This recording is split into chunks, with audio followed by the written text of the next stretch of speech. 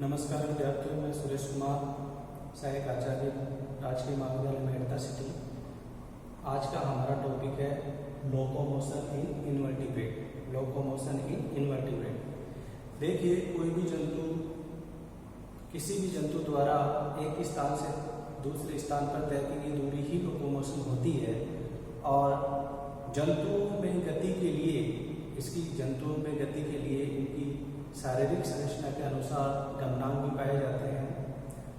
एक स्थान से दूसरे स्थान पर गति या मूवमेंट किसी भी माध्यम में होती है, तो किसी भी जंतु द्वारा एक स्थान से दूसरे स्थान पर तय की गई दूरी, किसी भी माध्यम में तय की गई दूरी को गमन या लोकोमोशन कहते हैं। लेकिन जरूरी नहीं है कि गमन या लोकोमोशन के लिए एक स्थान से दूसरे स्थान पर कुछ दूरी का तय होना जरूरी हो। कुछ जंतु ऐसे भी होते हैं जो अपनी स्थिति या अपने स्थान में परिवर्तन किए बिना ही या स्थानबद्ध रहते हुए ही गति करते हैं, वो उसका मूवमेंट होता है। तो लोकोमोशन और मूवमेंट जंतुओं में उनकी विभिन्न आवश्यकताओं की पूर्ति के लिए होता है, जैसे कि पोषण प्राप्ति के लिए भोजन की तलाश में एक जगह से दूसरी जगह पे जाना होता है, या शत्रुओं से रक्षा के लिए, या प्रजनन के लिए अपने साथी की पहचान करने के लिए एक स्थान से दूसरे स्थान पर दूरी को तय करना पड़ता है। इस प्रकार जंतु विभिन्न कारणों से गमन करते हैं। और आज इनवर्टिब्रेट में लोकोमोशन के लिए विभिन्न प्रकार के इनवर्टिब्रेट में ऑर्गन्स या अंग पाए जाते हैं। जैसे कि सर्वप्रथम अपन देखते हैं प्रोटोजोआ एनिमल्स में गमन को अपन देखें तो इनमें स्यूडोपोडियल लोकोमोशन, सीलियरी लोकोमोशन और फ्लैजिलर लोकोमोशन अपन देखते हैं। तो सर्वप्रथम अपन देखें तो स्यूडोपोडियल लोकोमोशन। जो स्यूडोपोडिया होते हैं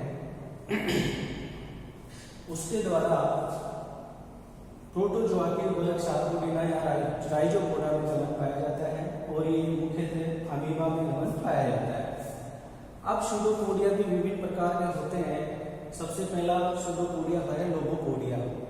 लोबोपोडिया जो होते हैं वो अंगुली समान प्रवर्त के रूप में होते हैं, और ये एक्टोप्लाज्म और एंडोप्लाज्म दोनों के बने होते हैं, और ये अमीबा में पाए जाते हैं। पर्टिकुलर रूप से अमीबा में पाए जाते हैं, अंगुली समान प्रवर्त होते हैं और एक्टो और एंडोप्लाज्म के बने होते हैं। दूसरे प्रकार के जो स्यूडोपोडिया हैं वो फिलोपोडिया होते हैं। फिलोपोडिया जो होते हैं वो लंबे होते हैं, सूत्र समान होते हैं, पतले होते हैं, और लंबे, पतले और सूत्र समान होते हैं, और ये ओनली एक्टोप्लाज्म से बने होते हैं। इस प्रकार के स्यूडोपोडिया या फिलोपोडिया जो होते हैं वो यूग्लाइफा में पाए जाते हैं। तीसरे प्रकार के जो स्यूडोपोडिया है वो है रेटिकुलोपोडिया, और रेटिकुलोपोडिया को राइजोपोडिया भी कहा जाता है या मिक्सोपोडिया भी बोला जाता है। रेटिकुलोपोडिया में कोशिका द्रव्य का द्विमार्गी प्रवाह होता है। रेटिकुलोपोडिया में कोशिका द्रव्य का द्विमार्गी प्रवाह होता है, द्विमार्गी प्रवाह होता है। इस प्रकार के जो उत्पाद होते हैं वो फोरामिनिफेरा, इस प्रकार के उत्पाद फोरामिनिफेरा गण के सदस्यों में पाए जाते हैं। और जो नेक्स्ट जो उत्पाद होते हैं वो एक्जोपोडिया होते हैं। एक्जोपोडिया विकिरण उत्पाद भी कहलाते हैं, विकिरण उत्पाद भी कहलाते हैं, विकिरण उत्पाद भी कहलाते हैं। और इनमें भी कोशिका द्रव्य का द्विमार्गी प्रवाह होता है, और ये एक्टिनोफिस में पाए जाते हैं। एक्टिनोफिस एनिमल्स में पाए जाते हैं। अब जैसे कि अपन को पता है कि स्यूडोपोडियल लोकोमोशन प्रोटोजोआ के सार्कोडेना या राइजोपोडा वर्ग में पाया जाता है, और इसका पर्टिकुलर एग्जाम्पल है अमीबा। अमीबा में अपन स्यूडोपोडियल लोकोमोशन का अध्ययन करेंगे, और अमीबा में लोबोपोडिया प्रकार के स्यूडोपोडिया पाए जाते हैं। अमीबा में लोबोपोडिया प्रकार के सूडोपोडिया पाया जाता है।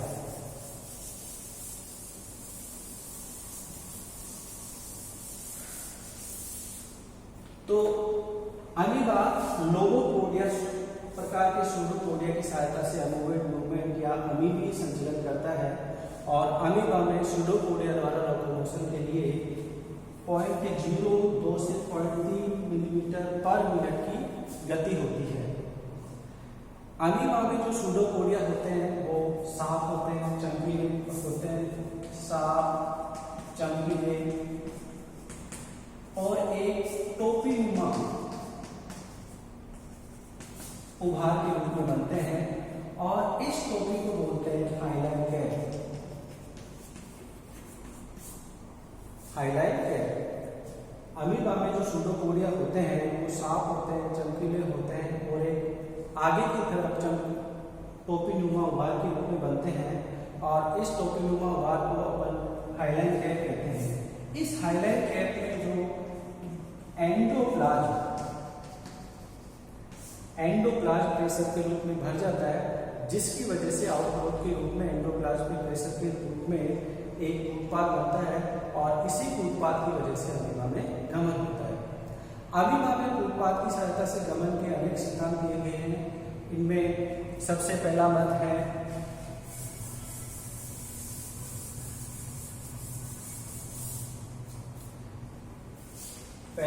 Surface tension theory.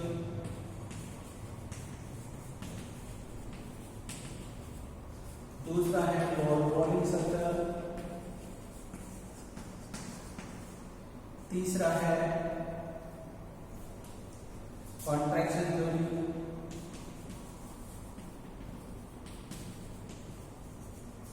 फोर्थ है soldier theory.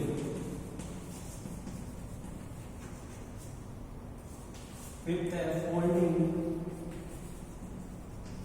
And unfolding theory. Folding और अनफोल्डिंग सिद्धांत। जो पहला मत है वो सरफेस टेंशन थ्योरी, उस मत को दिया था बार्थोल्ड द्वारा दिया गया। सरफेस टेंशन थ्योरी को बार्थोल्ड द्वारा दिया गया और इस सरफेस टेंशन थ्योरी को वेबलर ने समर्थन दिया, वेबलर द्वारा समर्थित किया गया। सरफेस टेंशन थ्योरी के अनुसार क्या होता है कि जिस दिशा में अमीबा गमन करना चाहता है उस दिशा की धरातल से अमीबा अपने अगले भाग को टच कराता है। जैसे ही अमीबा किसी धरातल से टच होता है, इसकी प्लाज्मा लेमा किसी धरातल से टच होती है, उस स्थान की प्लाज्मा लेमा का सरफेस टेंशन कम हो जाता है, मतलब पृष्ठ तनाव कम हो जाता है। जैसे ही यहाँ पे पृष्ठ तनाव कम होता है, जैसे ही यहाँ पे पृष्ठ तनाव कम होता है, इससे इसके पिछले वाले भाग में क्या होता है, संकुचन पैदा होता है और ये आगे की तरफ एक दबाव डालती है, जिसकी वजह से आउटग्रोथ के रूप में एक सूडोपोडिया का निर्माण होता है और इस प्रकार से अमीबा गमन करता है। दूसरा जो मत दिया था रोलिंग सर्कल, इस मत का प्रतिपादन जेनिंग्स द्वारा किया गया। रोलिंग सर्कल थ्योरी को जेनिंग्स द्वारा दिया गया। जेनिंग्स ने यह बताया कि अमीबा के शरीर में जो प्रोटोप्लाज्म होता है वो चक्रीय रूप से गति करता रहता है। इस मत के प्रतिपादन के लिए जेनिंग्स ने क्या किया, अमीबा का जो शरीर है इसके पृष्ठ स्तर पर कार्बन का कण या कार्बन का एक कण रखा और ये देखा कि जैसे जैसे प्रोटोप्लाज्म गति करता है वैसे वैसे ही ये कार्बन का पार्टिकल भी पहले आगे की तरफ जाता है, फिर पार्श्व दिशा में जाता है, फिर नीचे की तरफ जाके वापस अपनी पूर्व स्थिति में आ जाता है। तो जेनिंग्स ने बताया कि अमीबा में गमन जो होता है या सूडोपोडिया का निर्माण जो होता है वो प्रोटोप्लाज्म या जीव द्रव्य की चक्रण गति की वजह से होता है। नेक्स्ट जो थ्योरी है वो कॉन्ट्रैक्शन थ्योरी है। नेक्स्ट जो थ्योरी है वो है कॉन्ट्रैक्शन। संकुचनवाद सिद्धांत ये दिया था डेलिंजर ने। संकुचनवाद सिद्धांत का प्रतिपादन डेलिंजर ने किया था और डेलिंजर ने बताया कि अमीबा जिस दिशा में चलता है और अपनी प्लाज्मा लेमा को किसी भी धरातल से अगर आधार से चिपकाता है, वहां पे क्या हो जाता है, वहां के जीव द्रव्य में आगे की तरफ क्या होता है, संकुचन होता है। इस संकुचन की प्रतिक्रिया इसके पश्च भाग में भी होती है। इस संकुचन की प्रतिक्रिया अमीबा के पश्च भाग में भी होती है और पश्च भाग में संकुचन के फलस्वरूप जीव द्रव्य या एंडोप्लाज्म जो होता है वो आगे की तरफ गति करता है। आगे की तरफ गति करने की वजह से क्या होता है कि इसमें आगे की तरफ एक सूडोपोडिया का निर्माण हो जाता है।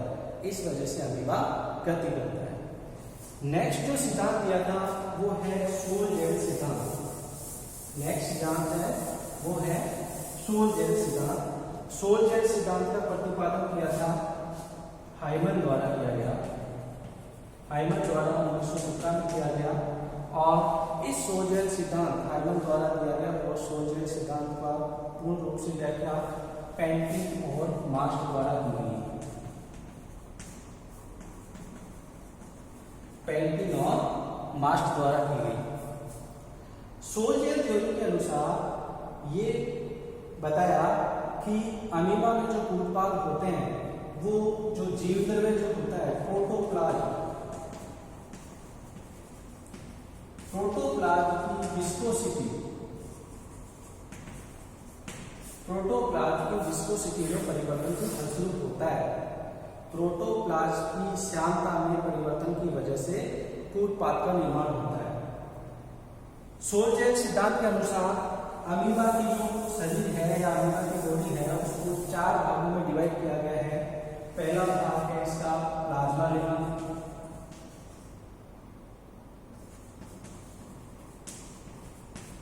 दूसरा है बाहरी एक्टोप्लाज्म, तीसरा है इसका आउटर प्लाज्मा जेल,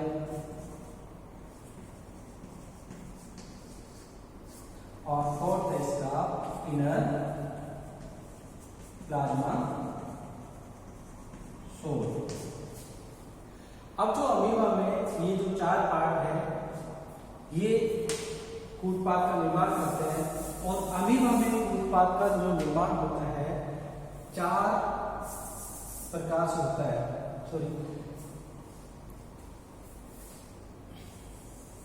अमीबा में जो कूटपाद का निर्माण होता है वो 4 पदों में पूर्ण होता है।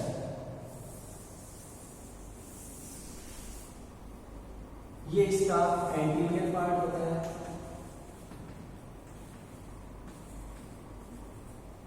डायरेक्शन ऑफ मूवमेंट होती है, ये पोस्टीरियर पार्ट,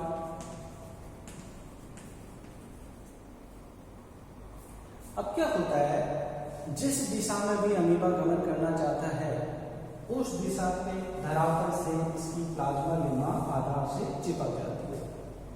जैसे ही प्लाज्मा लेमा आधार से चिपकती है आगे की दिशा में एंटीरियर पार्ट में क्या होता है, जेलेसन का निर्माण होता है।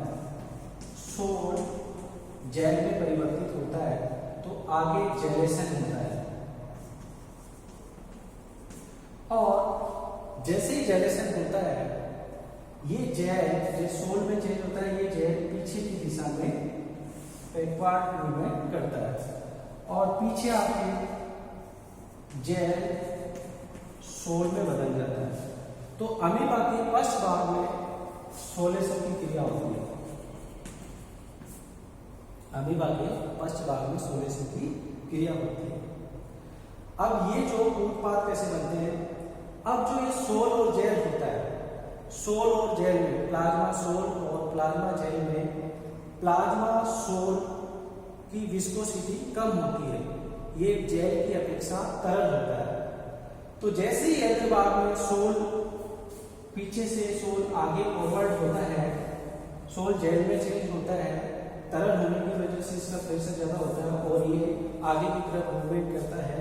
और जैसे ही सोल जेल में चेंज होता है, जेल बैकवर्ड मूवमेंट, साइड से बैकवर्ड मूवमेंट द्वारा पश्च भाग में गमन करना शुरू कर देता है। लेकिन क्या होता है, सारा का सारा जेल जो होता है वो पश्च भाग में नहीं जाता और आगे इसकी कुछ मात्रा रह जाती है और एक लेयर का निर्माण कर देती है, और इस लेयर को बोलते हैं हाइलाइन लेयर। इस लेयर को बोलते हैं हाइलाइन लेयर। ये जो हाइलाइन लेयर है वो प्लाज्मा लेमा और सोल के बीच में एक बैरियर होती है। प्लाज्मा लेमा और सोल के बीच में एक बैरियर होती है, और हाइलाइन लेयर और प्लाज्मा लेमा के बीच में एक एक्टोप्लाज्म का स्रोत पाया जाता है, उसे बोलते हैं हाइलाइन कैप। Highline cap. तो जैसे ही ये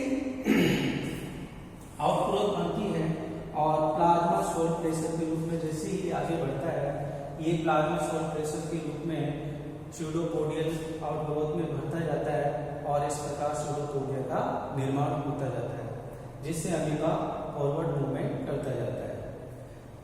नेक्स्ट जो मत दिया वो था फोल्डिंग और अनफोल्डिंग थ्योरी। फोल्डिंग और अनफोल्डिंग थ्योरी।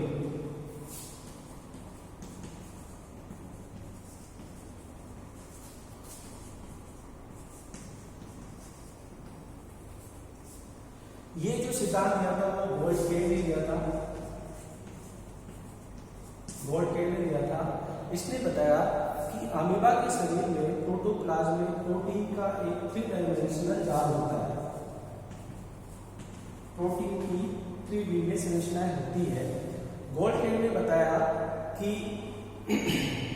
प्रोटीन की फोल्डिंग और अनफोल्डिंग की वजह से सोल जेल में और जेल सोल में बदलता है।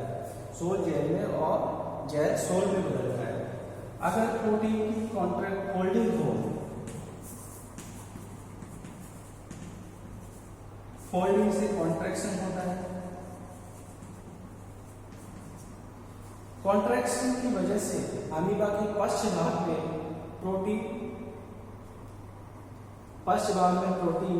बिखर जाती है और जेल जो होता है वो सोल में चेंज होता है। और आगे भाग में क्या होता है, प्रोटीन की अनफोल्डिंग की वजह से प्रोटीन एक सिंगल लेयर में जमा हो जाती है और इसमें रिलैक्सेशन होता है और सोल जेल में बदलता है।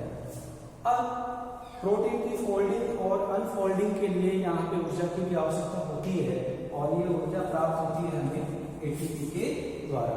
ये ऊर्जा एटीपी के द्वारा प्राप्त होती है।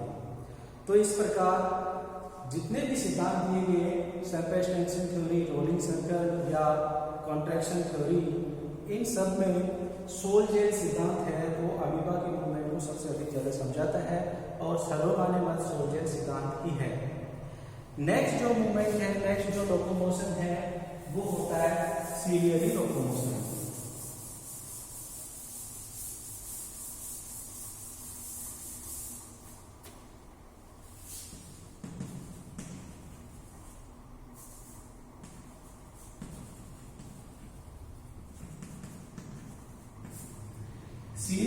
सीलियरी लोकोमोशन प्रोटोजोआ के सीलिएटा वर्ग में पाए जाते हैं और सीलिएटा वर्ग में ये पैरामीशियम में अपन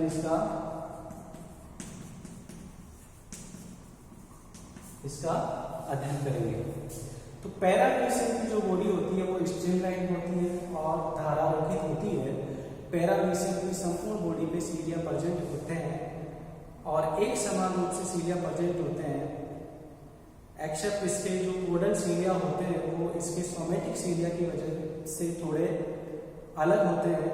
बाकी पैरामीशियम की पूरी सरफेस पे एक समान रूप से एक समान सीलिया पाए जाते हैं। पैरामीशियम में जो गति होती है वो सीलियरी मूवमेंट होती है, सीलिया के द्वारा ही गति होती है और पैरामीशियम की बॉडी पे एक समान सीलिया पाए जाते हैं। पैरामीशियम में दो प्रकार की गति होती है, एक तो सीलियरी मूवमेंट और मूवमेंट पाथ।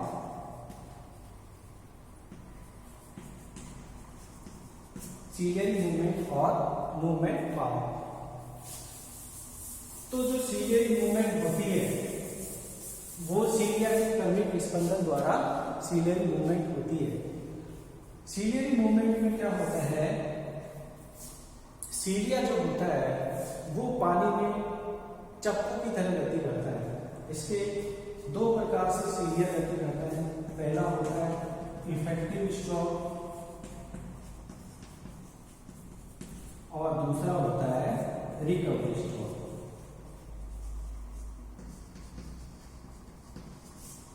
इफेक्टिव स्ट्रोक और रिकवरी स्ट्रोक। इफेक्टिव स्ट्रोक में क्या होता है, सीलिया जो होता है वो पीछे की तरफ गति करता है। सीलिया जो होता है वो पीछे की तरफ गति करता है और जो एनिमल जो होता है या पैरामीशियम जो होता है वो आगे की तरफ मूव करता है। पैरामीशियम जो होता है वो आगे की तरफ मूव करता है। प्रभावी स्ट्रोक में सीलिया पीछे की तरफ गति करता है और पैरामीशियम आगे की तरफ, पैरामीशियम की आगे की तरफ मूवमेंट होती है। और जो रिकवरी जो स्ट्रोक होता है, रिकवरी जो स्ट्रोक होता है उसमें सीलिया अपनी स्थिति पुनः प्राप्त करता है। सीलिया अपनी स्थिति पुनः प्राप्त करता है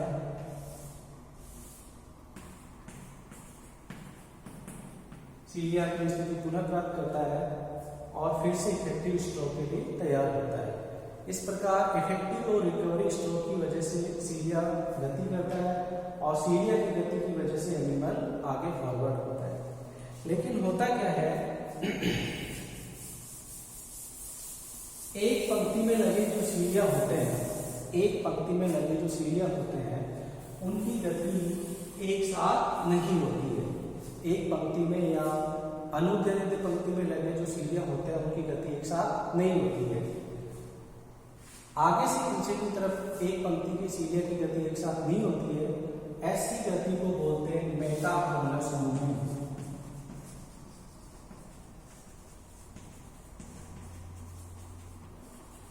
ऐसी गति को बोला जाता है मेटाक्रोनस मूवमेंट। आगे से एक पंक्ति में लगे सीलिया अगर आगे से पीछे की तरफ गति करते हैं तो इनमें कुछ सीलिया तो जैसे इफेक्टिव स्ट्रोक करते हैं, कुछ रिकवरी स्ट्रोक करते हैं, कुछ इफेक्टिव स्ट्रोक और कुछ रिकवरी स्ट्रोक। ऐसी गति होती है वो मेटाक्रोनस मूवमेंट होती है। लेकिन एक अनुप्रस्थ पंक्ति में लगे हुए सीलिया एक समान गति करते हैं